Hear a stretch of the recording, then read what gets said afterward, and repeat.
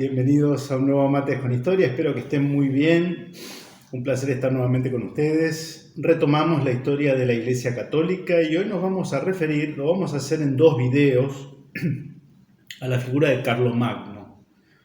Carlomagno, rey de los francos, esa tribu germánica que se asentó, digamos, entre lo que hoy es Francia y el oeste de Alemania, Bélgica, y que va a ser coronado en el año 800 como emperador del Sacro Imperio Romano. El Sacro Imperio Romano, retomando, por tanto, la tradición de los emperadores de Occidente, que había sido interrumpida en el año 476.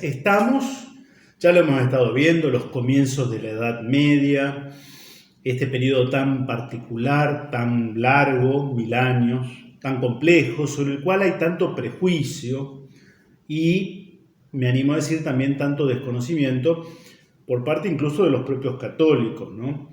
Un poco los enemigos del catolicismo son los que han impuesto un poco la impronta que tenemos, desfigurada, prejuiciosa, ignorante de este periodo de la historia. Entonces vamos a abocarnos primero a quién era Carlomagno. La verdad que hay cosas muy interesantes de este personaje histórico, visto a la luz de autores que ya hemos citado. Y en el próximo Mates con Historia vamos a ver, lo que significó su coronación como emperador de Occidente en el año 800, como decía, la noche de Navidad, 25 de diciembre del año 800, en San Pedro, la Basílica de San Pedro, no la actual, la anterior, pero que estaba en el mismo lugar que la actual, en la ciudad, en el Vaticano, en Roma, ¿no? Su vínculo con los papas, distintos papas signaron su vida, el Papa Adriano, el Papa León III. Y lo vamos a ir viendo entonces, repito, en dos videos, en dos Mates con Historia, porque me parece que es una figura muy rica y sobre todo para entender lo que significaba el rol de la Iglesia en ese momento, en los albores de la cristiandad, es decir, un marco cultural, una cultura en la que los gobernantes hacen suyos como obra de gobierno el mensaje de Cristo, ¿no? Esto que suena tan ajeno a nuestra realidad. Y como siempre yo voy, porque hay algunas cosas que me parece que hay que confrontarlas con el acontecer actual de la Iglesia, del catolicismo, en particular en Occidente. Ese Occidente, pienso sobre todo en Europa occidental, que parece que está a ciegas, ¿no? Que ha abandonado la fe creyendo que con eso se liberaba de una carga y que avanzaba en el progreso indefinido y que me parece que ha perdido el norte.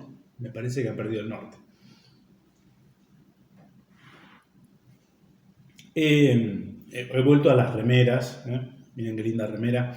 Recuerdo el diseño, es de la gente de Caudillos y Valientes, Alejo Preite, de la zona de San Miguel del Monte, provincia de Buenos Aires. Muy lindos diseños, porque como se ha venido repentinamente el calor, me parece que vamos a tener una primavera calurosa. Retomo la historia de la Iglesia de tres autores, tres sacerdotes, Liorca, García Villosdada y Montalbán, ¿no? Entonces, y después voy a leer este librito, ¿no? De Luis Prats, Carlomagno, el padre de Europa. Es una historia novelada sobre el personaje, ¿no? De Carlomagno, que es muy interesante. Dicen los autores: antes de continuar con la serie de los papas, monarcas, ya de los estados de la Iglesia, detengámonos unos momentos ante la figura prócer de Carlomagno,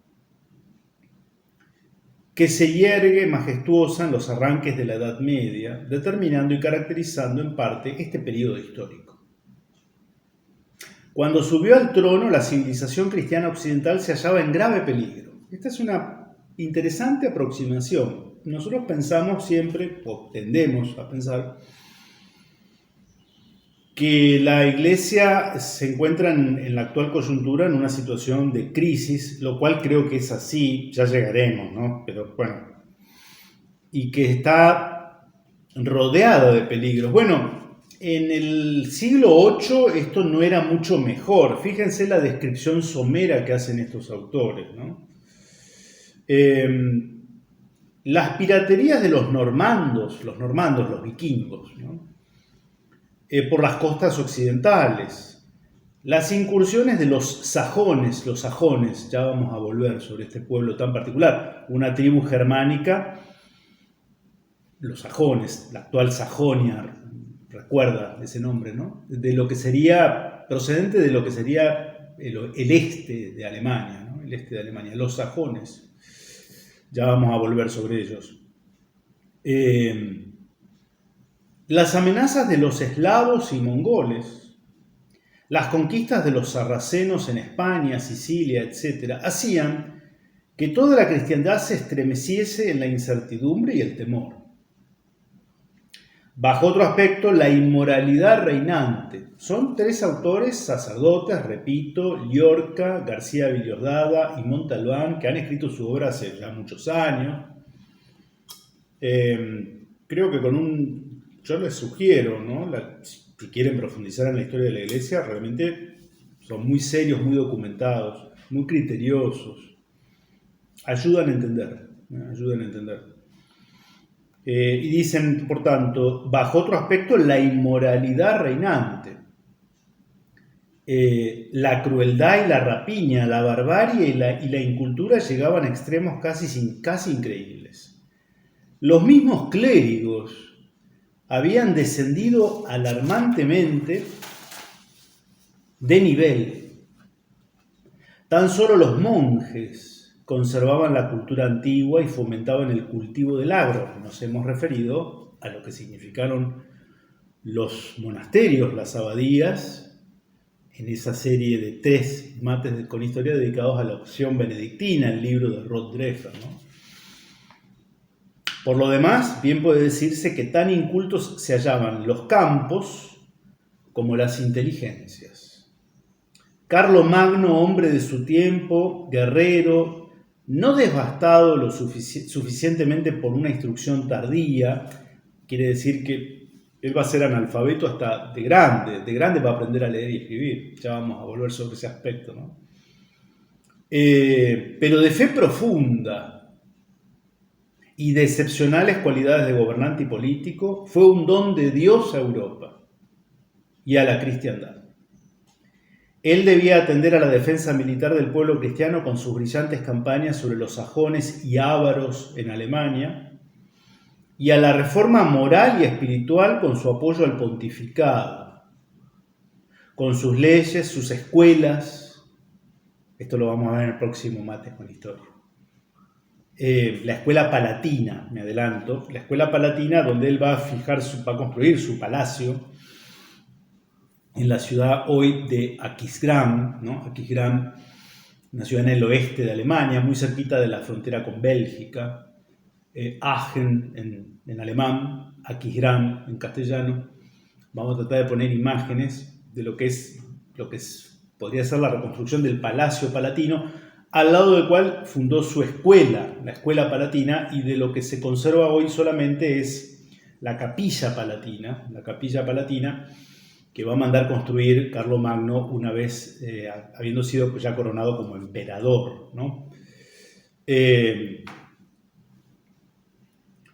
Con sus brillantes campañas sobre los sajones y ávaros en Alemania y la reforma moral y espiritual con su apoyo al pontificado, con sus leyes, sus escuelas, su organización eclesiástica, con los hombres ilustres que llamó a su corte de todos los países y en fin, con el favor prestado a monjes y monasterios. Y acá se adelantan un poquito en cuanto a la personalidad de este hombre. Sirve, creo, para entender esta cosa tan particular que uno se imagina el rey de los francos, el antecedente de lo que sería Francia, ¿no? O Alemania, si quieren, y el emperador de Occidente. Y uno tiende a imaginarse algo que a lo mejor está un poco alejado de lo que fue el personaje histórico, ¿no? Combinación de esas costumbres muy rudimentarias, propias de los bárbaros, de las tribus germánicas, que ya hemos aludido a esto, pero que habían adoptado la fe cristiana, y en el caso de Carlomagno era con con fe genuina, ¿no? Quería convertirse en el rey cristiano de un pueblo cristiano. Vestía a la manera de los francos, camisa de lino y calzones de lo mismo, túnica con pasamanos de seda, envolvía sus piernas con polainas de tiras y en invierno protegía hombros y pechos con pieles de foca y de marta. Llevaba sayo verde mar y siempre al cinto la espada, cuya empuñadura y talabarte eran de oro y de plata. También usaba a veces espada guarnecida de gemas, pero solo en las grandes festividades y cuando venían embajadores extranjeros. Los trajes extraños, por hermosos que fuesen, los desechaba, de modo que solo una vez, a petición del pontífice Adriano, del Papa, y otra, a ruegos del Papa León, se vistió de larga túnica y la clámide y usó el calzado a la usanza romana. Era muy desafecto, esto era muy propio de esta época, del feudalismo, de la sociedad feudal despreciativa de lujos, ¿no? Podríamos decir, o de ornamentos que en todo caso se entendían solo legítimos en cabeza del pontífice o dedicados al culto solemne, digamos, ¿no? En las fiestas ostentaba vestidura entretejida de oro y calzado adornado de piedras preciosas, broche de oro en el manto y diadema cuajada de oro y perlas. En los demás días apenas se diferenciaba del uso común y plebeyo. En el comer y beber era templado, sobre todo en el beber, pues aborrecía la embriaguez en cualquiera, mucho más en sí y en los suyos. Hay acá en este libro anécdotas al respecto, ¿no? En general, esos grandes banquetes organizados en los cuales el manjar para los bárbaros era el venado asado, ¿no? El venado asado aderezado con miel, ¿no? Y se tomaba mucho vino y cerveza. El vino había sido heredado de los romanos y la cerveza heredada de los tiempos de los germanos no cristianizados, ¿no? Y bueno, eso derivaba en borracheras generalizadas. Bueno, Carlomagno ya de joven es como que se repetía a sí mismo que él no iba a entrar en ese vicio, llamémoslo así, ¿no? Del alimento no podía abstenerse mucho y aún se quejaba de que los ayunos le eran perjudiciales. Rarísimos eran sus banquetes y solo en las grandes festividades, pero entonces con gran número de convidados. Presentábanle en la mesa no más de 4 platos, fuera del venado asado, que era lo que más le gustaba. Leíanse historias y los hechos de armas de los antiguos. También le deleitaban los libros de San Agustín, principalmente los de la Ciudad de Dios.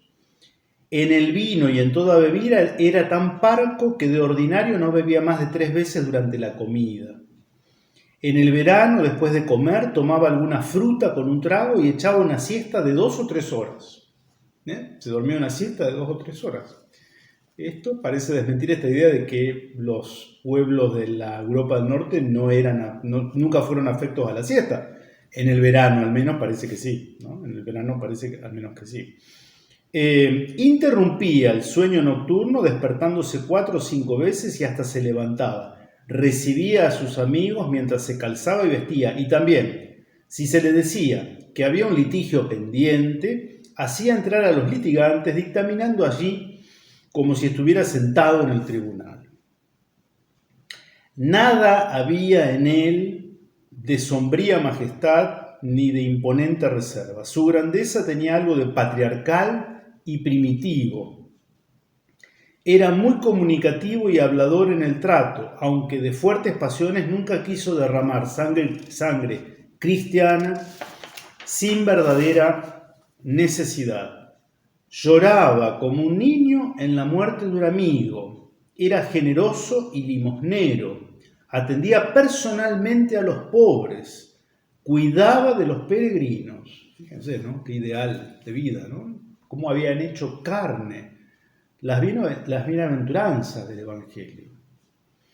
Amaba a sus hijos e hijas con ternura casi excesiva, pues cuenta Eginardo que no podía vivir sin ellos, los tenía a su lado en la mesa y hacía que le acompañaran en sus viajes. Hasta impidió que sus hijas se casaran y de ese modo lo abandonasen. Bueno, eran otras costumbres, ¿no? Lo cual fue causa de escándalos y desórdenes. Carlomagno se casó 4 veces. Primero con la hija de Desiderio, el rey de los longobardos, a la que no sabemos por qué repudió. Esto está explicado, el repudio que hace de la hija del rey de los lombardos, con quien se casa por conveniencias de Estado, está explicado en este otro libro, ¿no? Después con Hildegarda, más tarde con Fastrada y a la muerte de esta con Ludgarda, después de la cual tuvo por concubinas a Magdegarda, Gersuina, Regina, Adalinde, sin contar otra anterior de nombre Irmiltrude, madre de Pipino, que algunos señalan como su primera mujer de la que se separó en 770. Hay autores que tratan de justificarle en este aspecto, ¿no? Un poco licencioso, llamemos. Hay autores que intentan justificarle, por ejemplo, diciendo que esas 9 mujeres fueron todas legítimas, debiendo entenderse la palabra concubina en el sentido jurídico, entonces corriente, de mujer de inferior condición social, desposada en matrimonio morganático. Aún así, parece demostrarse que algunas de ellas fueron repudiadas por Carlomagno para casarse con otras, lo cual significaría que las primeras mujeres o las segundas serían ilegítimas. Lo único que se puede decir en su favor es que en aquel tiempo tenían los francos ideas muy confusas sobre la indisolubilidad del matrimonio y debido a esto quizá Carlomagno obraba de buena fe. Como se ve, no era un santo, dicen los autores que son curas, ¿no? Como se ve, no era un santo. Aunque en aquella época se echase un velo sobre estas debilidades y solo se mirase a sus virtudes, que no fueron pequeñas, y sobre todo a su profunda fe y piedad, a su amor a la Iglesia y a sus servicios a la cristiandad. Digo esto porque a veces también tendemos a creer que quienes tienen vocación política deben ser purísimos desde todo punto de vista. Esto es un ideal muy difícil de alcanzar, ¿no? Es muy difícil para cualquiera, la santidad en la vida, ¿no? Esto creo que es así, aunque no deja de ser un ideal para todo bautizado, aún hoy, en el siglo XXI. Imaginemos en épocas de confusión, en las que las costumbres heredadas de esa barbarie, de la cual habían salido sus abuelos, ¿sí? Era muy fuerte esa tendencia, ¿no? Pero ya vamos a ver cómo él, a lo largo de su vida, va trabajando sobre estos aspectos, creería yo, ¿no? Cultura y genio de Carlomagno. Con esto vamos terminando lo que nos dicen estos autores y pasamos a este librito. De su instrucción y cultura nos dice su secretario y ministro Eginardo. Afortunadamente han quedado crónicas de esta época, ¿no?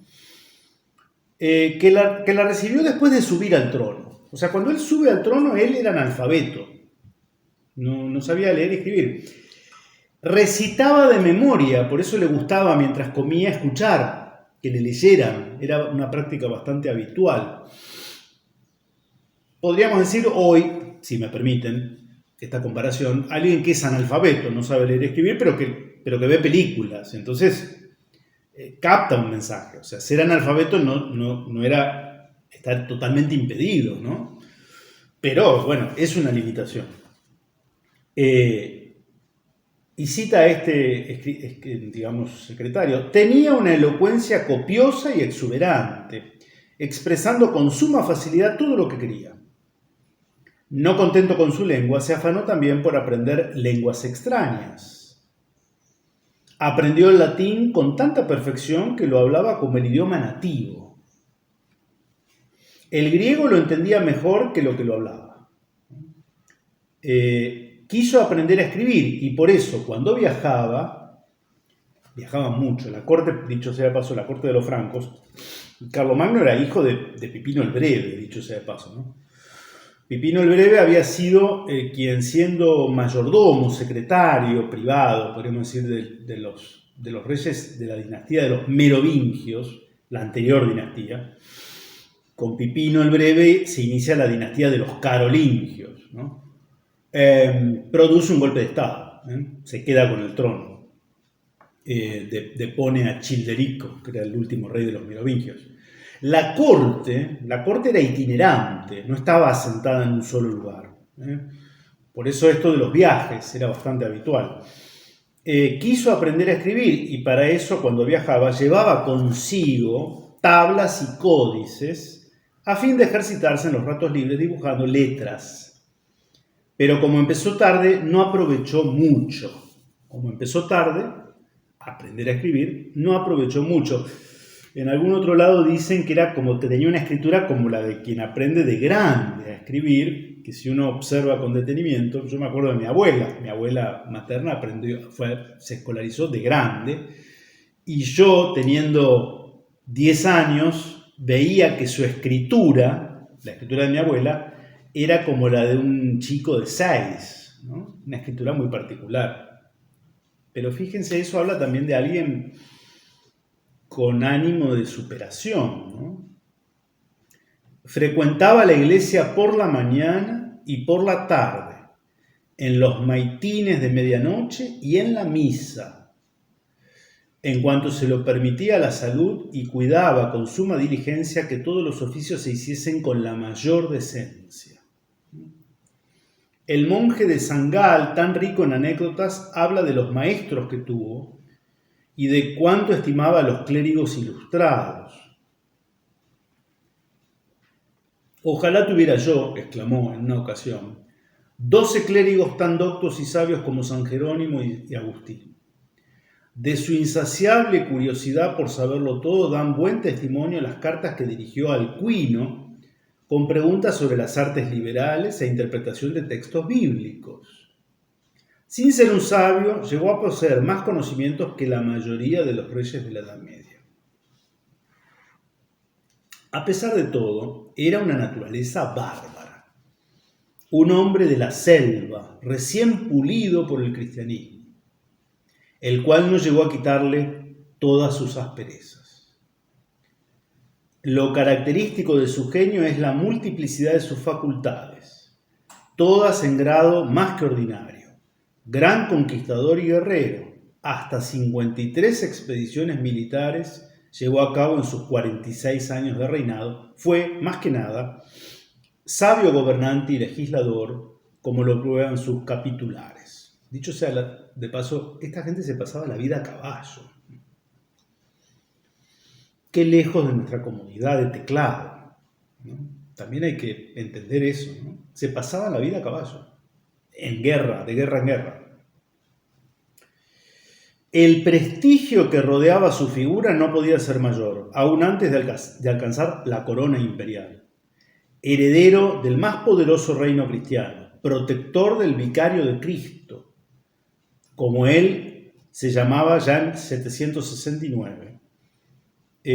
Grande por sus hazañas guerreras que tanto entusiasmaban al pueblo de entonces, recordándole la edad imperial, aureolado todo esto por el carácter evangelizador y cristiano. ¿Y qué otra cosa tengo acá?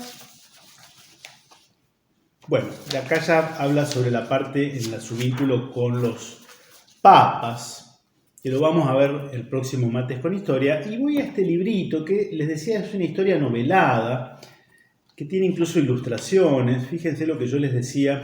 Bueno, esta es una imagen bastante difundida. Carlomagno, primero de joven usaba el bigote típico de los francos, ¿no? Era el típico franco, por otro lado, ¿no? Rubio, de ojos celestes, tribu germánica, al fin. Y luego la barba, ¿no? La barba, y como alcanzó cierta ancianidad, bueno, esta es una figura que puede ser bastante aproximada, coronado con la corona imperial, ¿no? La corona de Carlomagno. Pero además de eso, lo que yo les comentaba, tiene una ilustración muy linda, que es precisamente una reconstrucción de lo que pudo haber sido su palacio palatino en Aquisgrán, y la capilla palatina, que aún está. La capilla palatina, digamos que es octogonal, está hoy integrada y forma parte de lo que es la catedral católica de Aquisgrán, ¿no? Acá me detuve en un aspecto que es muy lindo, como lo relata el autor, porque él va a tener siempre campañas militares dentro de su reino, va a llegar incluso a ayudar a los cristianos, digamos, aragoneses en España, para tratar de detener el avance del Islam en el sur. Va a ayudar al pontificado, al papado, contra las incursiones de los longobardos o lombardos, ¿no? Los lombardos eran una tribu germánica residente en la zona de la Lombardía, el norte de Italia, hacia el oeste, que pusieron en jaque muchas veces, no estaban convertidos al cristianismo y amenazaron, ¿no?, al papado con llegar a Roma, y por eso el papado pide auxilio, ayuda, incluso al padre, a Pipino el Breve, y los francos ayudan en toda la ocasión que pueden al papado entonces, y luego va a emprender también una campaña contra los sajones, esta tribu germánica más del norte y del este de la actual Alemania, que eran irreductibles, no se convertían al cristianismo, de hecho habían martirizado a un montón de misioneros, ¿no? Y relata este autor, Luis Prats, lo siguiente: así Carlos, seguido por sus 5.000 jinetes, se adentró por primera vez en los fantasmagóricos bosques de Sajonia. Los árboles parecían nacidos en la noche de los tiempos, su follaje era oscuro y daba la impresión de que entre ellos se susurraban palabras malvadas, hasta los pájaros volaban evitando aquel siniestro lugar. El bosque era en Alemania lo que podríamos decir la selva amazónica. Esto hay que entenderlo también hoy, ¿no? En una Alemania que ha sido deforestada en gran parte. Hace 1000 y pico de años, los bosques cubrían el 80% del territorio alemán. Esos bosques impenetrables, ¿no? Y por eso, claro, tenían un halo de misterio, infundían temor a los viajantes, a los viajeros, digamos, a los contingentes, y era un lugar del culto pagano, ¿no?, donde estaban los druidas, que eran como unos brujos de estas tribus que no habían aceptado aún, y que en algunos casos no habían conocido el mensaje de Cristo, ¿no? No habían aceptado la evangelización. Hago esta observación porque para nosotros el bosque hoy tiene un fin hasta agradable, de turismo, ¿no?, para sacar una foto. Bueno, en esa época se lo veía de otro modo, ¿no? No encontraron un solo sajón en 2 días. Al terminar el tercero y superar algunas lomas, llegaron a un claro en el bosque. Entonces, al ver lo que tenían frente a ellos, no pocos guerreros tiraron de las bridas de sus caballos sin atreverse a avanzar. En medio del claro, rodeado de docenas de altos robles, emergía un tronco que parecía ser un gigante. Se trataba de un árbol colosal que los sajones habían erigido allí en tiempos inmemoriales. A su alrededor se levantaban varios templos y altares de piedra. Estaba pintado de vivos colores y rematado por unos grandes ojos y una enorme boca abierta. De ambos lados del tronco salían unas ramas peladas que semejaban brazos y terminaban en unas garras. Carlomagno, seguido de Teodorico el Cojo y de su padre Gualterio, detuvo su caballo a un tiro de piedra del tótem. Ante el estupor de todos, el árbol empezó a hablarles: «Alejaos de nosotros, fuera, fuera, raza de víboras, estáis en el territorio sagrado de los sajones.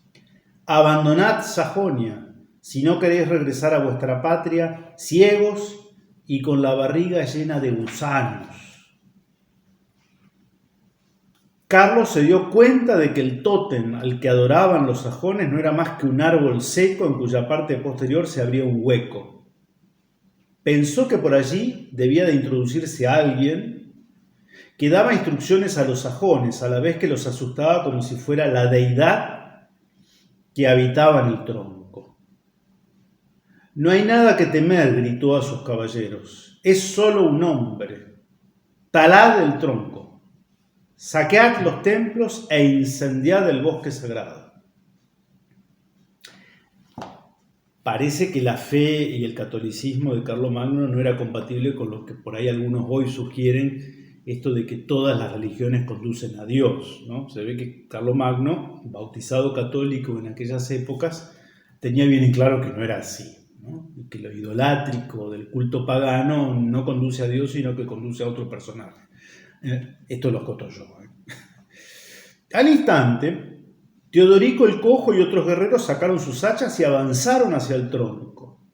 Los pocos prisioneros sajones que no habían muerto durante la escaramuza los miraban atónitos.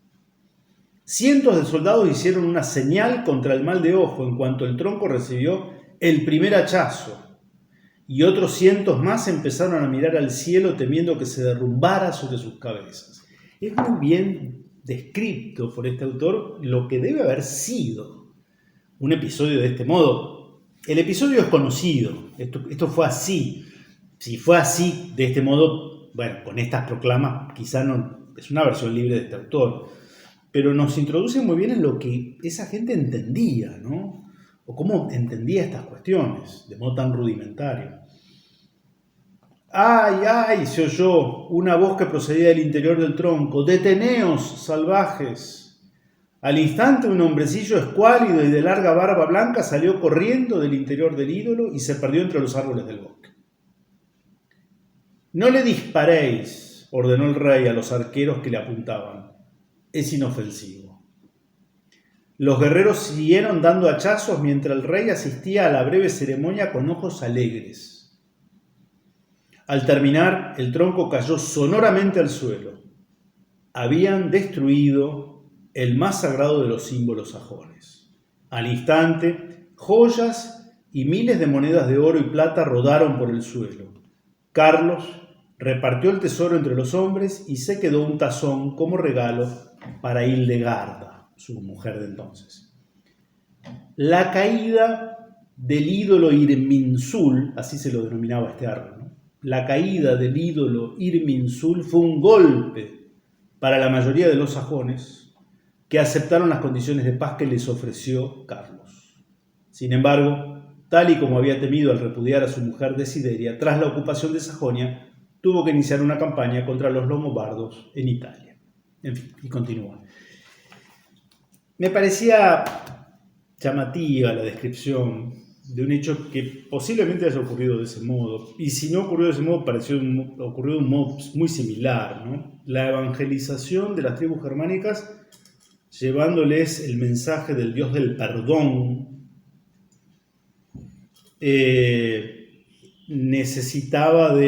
era incompatible con la subsistencia de esa idolatría propia de los pueblos paganos, ¿no? Tantas reflexiones, ¿no? Chesterton, ese autor británico convertido al catolicismo, el que hemos citado en alguna ocasión, tiene una frase muy, muy iluminadora al respecto. Dice Chesterton: cuando el hombre deja de creer en Dios, empieza a creer en cualquier cosa. Cuando yo dejo de creer en Dios, entonces lo más probable, como soy un ser que añora un absoluto, voy a empezar a creer en cualquier cosa. Y esto está muy presente en el occidente descristianizado, que ha abandonado a Dios y que ha empezado a creer en cualquier cosa. No voy a enumerar acá, ¿no? Pero todo aquello en lo cual muchos de nuestros conciudadanos, quizá a semejanza de aquellos bárbaros de hace 1000 años, creen en cualquier cosa, desde la alineación de los planetas, cómo están colocadas las piedras. Es para pensarlo, ¿no? Ojalá que no encuentren en nosotros una indiferencia que no tiene nada que ver con el cristianismo apostólico de esa iglesia en la que creía en serio en la revelación. Que encuentren en nosotros una actitud quizá un poquito más contemplativa, pero una actitud de fe firme, como la que demostró este rey tan bárbaro en sus costumbres, pero de tanta y genuina fe de hace 1000 años, ¿no? Y al que hoy conocemos como el padre de Europa. El padre de Europa. Es tan rica su figura que con un Mates con Historia solo no alcanzaba. Lo vamos a retomar en el próximo Mates con Historia que dediquemos a la historia de la Iglesia. En el próximo, estrictamente hablando, volvemos a la historia argentina. Les dejo un saludo, buena semana, que estén muy bien. Nos vemos la próxima si Dios quiere.